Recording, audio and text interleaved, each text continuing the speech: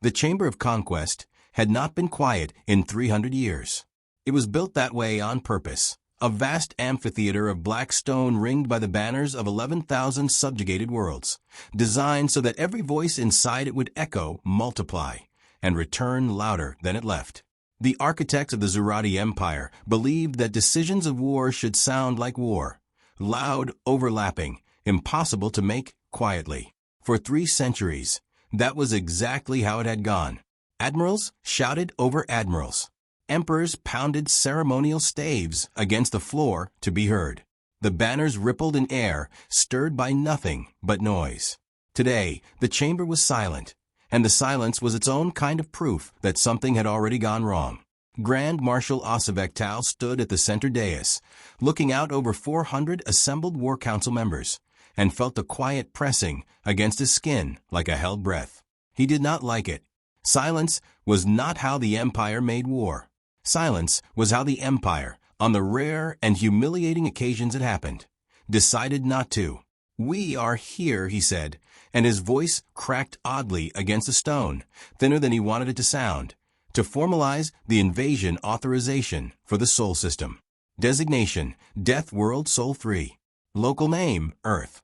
A ripple went through the gathered officers. Not dissent, not yet, just the reflexive stir of 400 beings shifting in their seats at a word they'd all been using for 18 months like a joke that had stopped being funny sometime around month 6. Before the vote, Osavek continued, the Council has requested final threat assessment from the officer with the longest continuous exposure to the target species. 31 years, embedded. General Vexthala Orin, formerly Cultural Attaché, 3rd Contact Division. He did not look forward to introducing her. Vexthala had a reputation for saying things the chamber did not want translated into 300 languages simultaneously, which was unfortunately how the chamber's acoustics worked. She walked to the dais without hurrying, and 400 sets of eyes followed the particular way she moved, controlled, unbothered, like someone who had long ago run out of things in this room that could frighten her. She was tall for her species, silver-scaled, one I replaced decades ago with a matte black augment that had never been explained, and that nobody had ever worked up the nerve to ask about. She did not carry notes. She carried a single data slate, thumbed at once, and let the chamber's projection field bloom to life above the council floor, a slow-turning hologram of a blue and green planet, utterly unremarkable at a glance, the kind of world any survey drone would flag as pleasant and move past. "Fleet Command wants a threat assessment," she said. Her voice did not need to shout. The chamber had never been this quiet before, and it carried her words to every corner without her trying. "So I'll give you one. But I want to start with something that isn't in the tactical brief, because I think it matters more than the brief does." Osavek's mandibles clicked once, a warning or an old habit. She ignored it. 31 years ago, I was assigned to Earth as part of the Long-Form Observation Initiative. Standard protocol. Blend in, catalog, report. I expected 6 months of forgettable fieldwork before reassignment to somewhere that mattered. She let that sit. I stayed 31 years. Not because command extended my posting. Because I asked to. A murmur.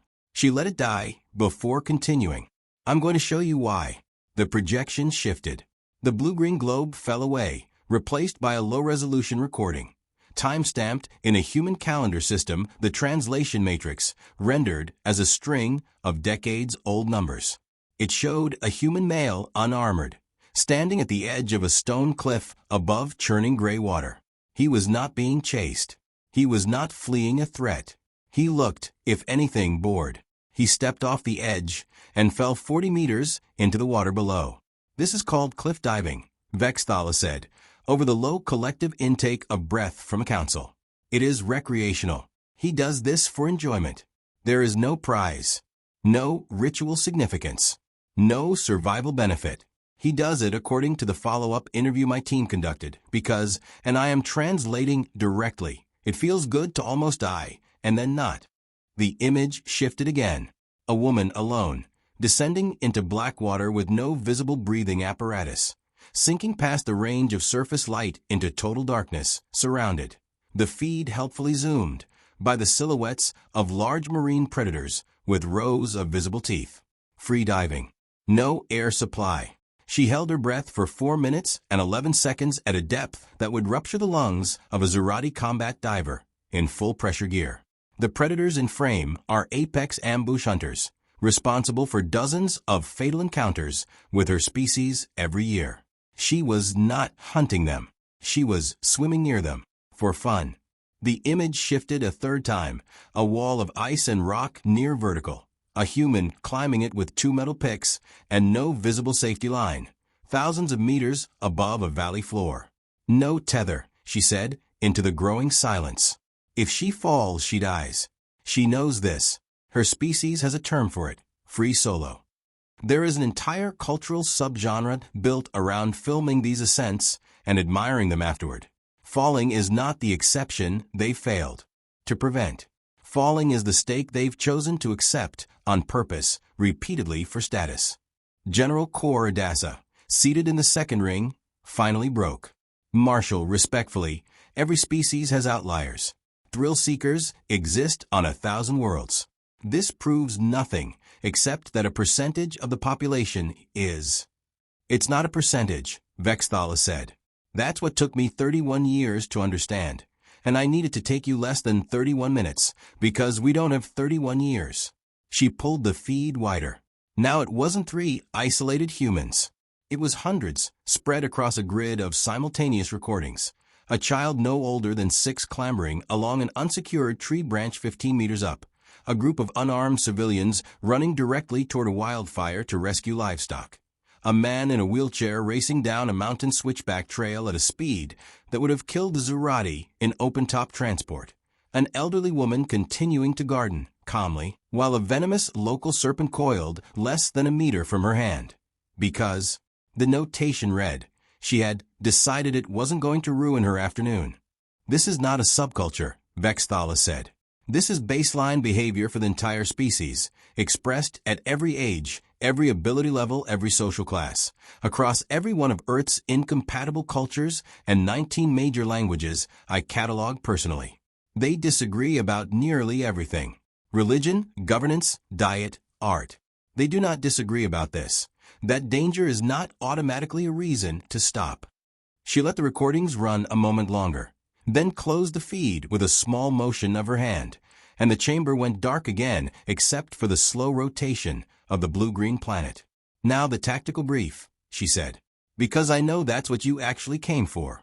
Asavek shifted at the edge of the dais, half relieved she was finally getting to it, half certain the relief was premature.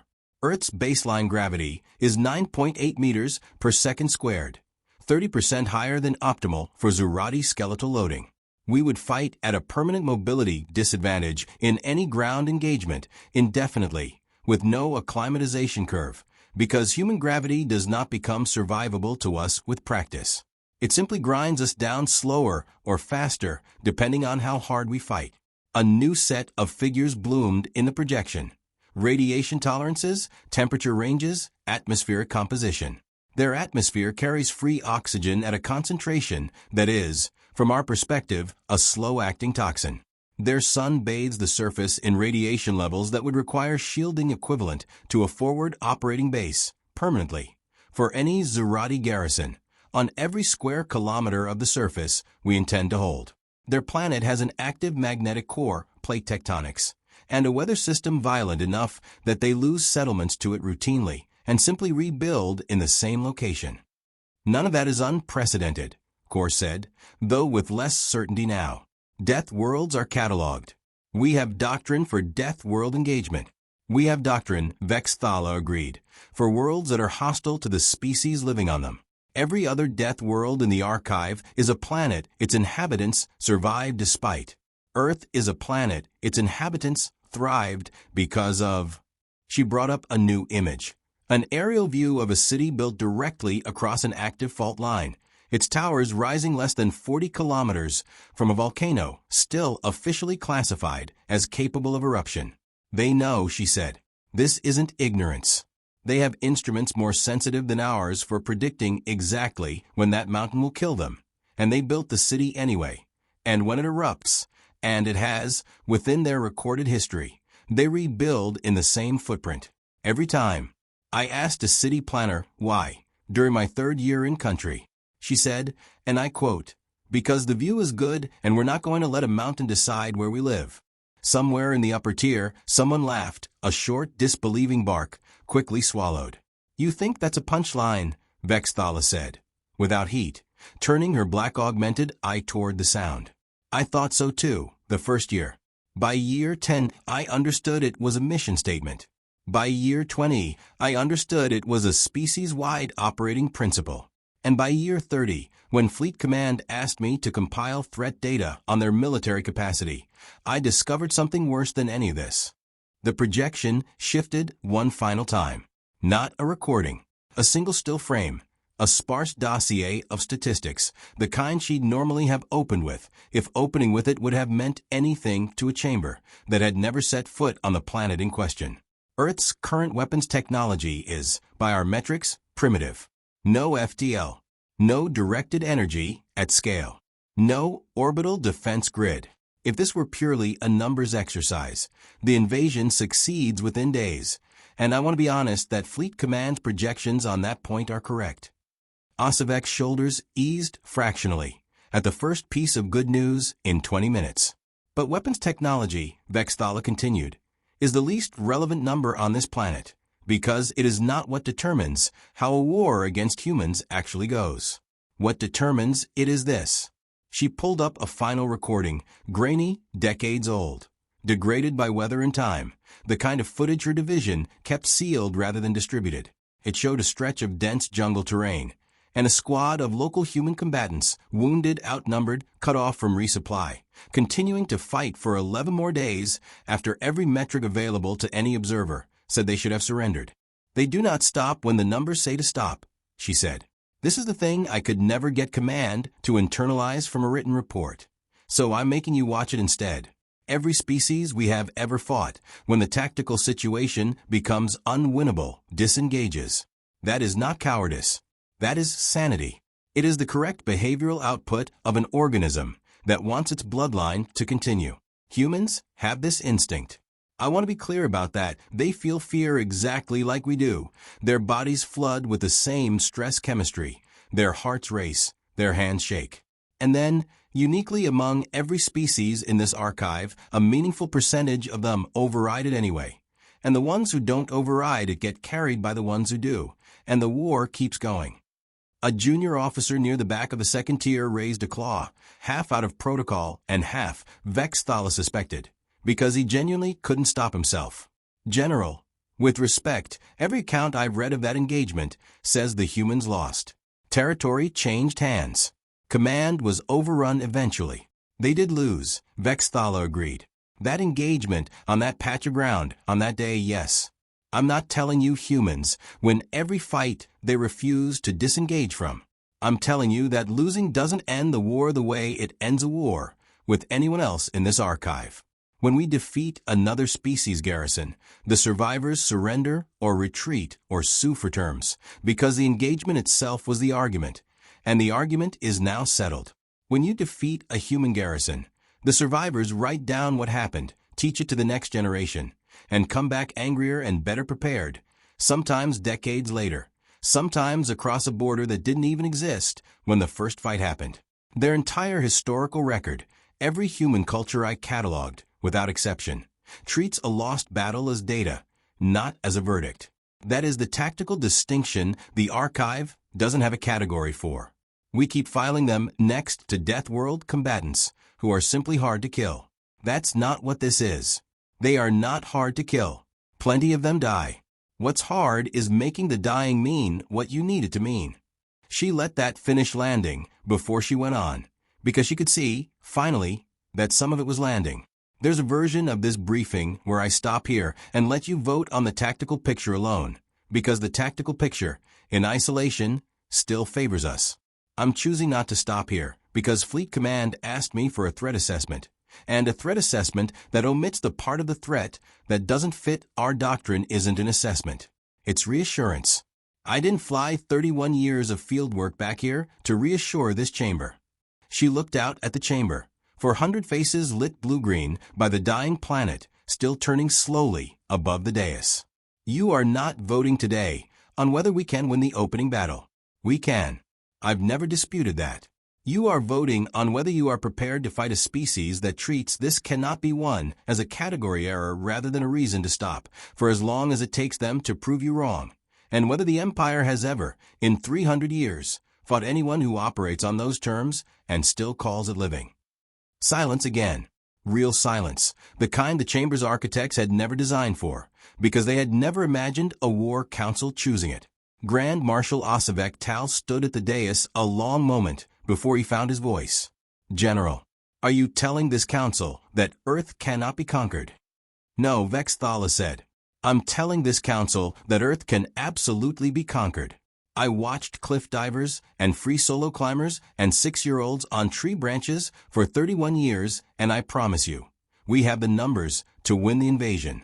What I am telling you is that conquest and control are not the same word on that planet, and every human I have ever met would rather die making that true than live proving it false.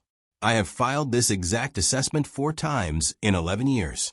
This is the first time anyone let me finish reading it out loud. She thumbed the data slate once more, and the projection died, and the Chamber of Conquest, built for 300 years to make war sound loud, sat in a silence that Osivek would later describe, in his own private log, as the first honest sound he had ever heard it make. Asterisk, asterisk, asterisk. The vote did not happen that day. It was postponed officially, pending further intelligence review, a phrase the Chamber's clerks had used before to mean everything from a minor scheduling conflict to the quiet, permanent death of a campaign nobody wanted to admit they'd lost their appetite for. This time, everyone in the room understood exactly which kind of postponement it was, even the ones who wouldn't say so out loud. 3 weeks later, a much smaller room convened. No banners, no acoustics designed for shouting, 6 officers, and a single new proposal on the table. Osivek read it twice before he spoke. An ambassador, he said, instead of a fleet. An ambassador, Vexthala confirmed. 1 ship. No weapon signature. I'll go myself if the council will have me. You spent 31 years convincing this chamber that species is dangerous enough to justify canceling our fleet, Kor said, not unkindly, from across the table. And your solution is to fly back down there alone. My solution, Vexthala said, is that I never once, in 31 years, told this chamber Earth was our enemy. I told you it was the wrong kind of war to start. Those aren't the same warning, and I'd like the chance to find out what the right kind of conversation looks like before somebody else decides for both species that there isn't one. The vote for the ambassadorial mission was quiet, unanimous, and took 4 minutes, a fraction of the time the chamber had once spent debating whether to invade at all. Asterisk, asterisk, asterisk. The 6 months between the vote and the launch were not quiet ones. Word of a closed-door session leaked, as it always did in an empire that ran on gossip almost as efficiently as it ran on tribute. By the 2nd month, half the war hawks who had sat silent in the Chamber of Conquest were loudly insisting they had never actually supported invasion, and the other half were quietly circulating a countermotion to strip Vexthala of her rank before she could embarrass the Empire a second time. Kor Adassa, to his credit, killed the countermotion himself on the floor, with a single sentence that made its way into 3 separate historical records afterward. The last officer who told this council an uncomfortable truth turned out to be right. I'd like to see what she says next before we silence her for it.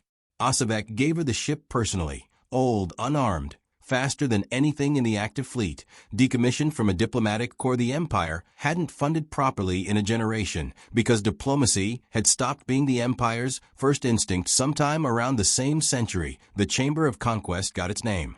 He met her at the launch bay alone, no ceremony, no banners. You understand what happens if you're wrong about them, he said. It wasn't quite a question. I've understood that for 31 years, Vexthala said. I've never once been wrong about them.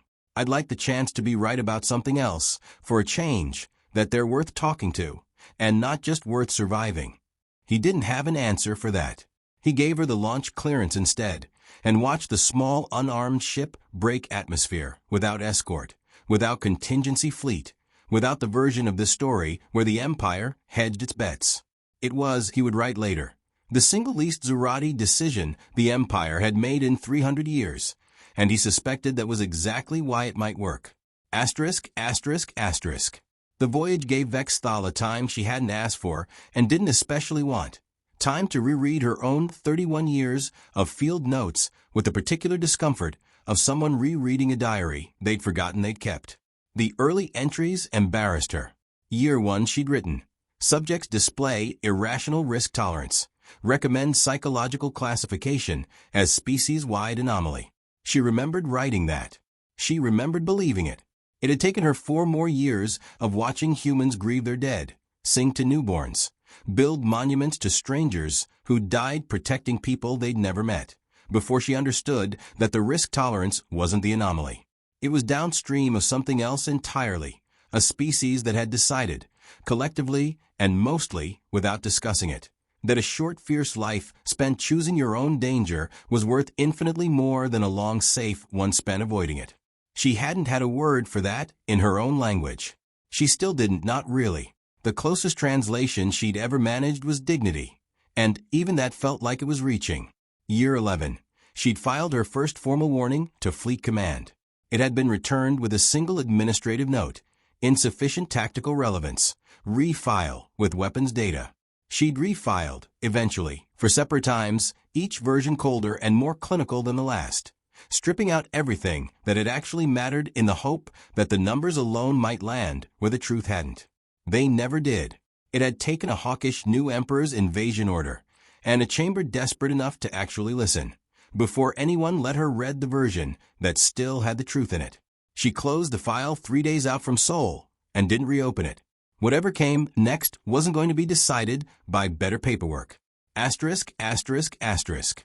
Earth's orbital tracking network found her ship 9 hours before she reached the moon, which did not surprise her.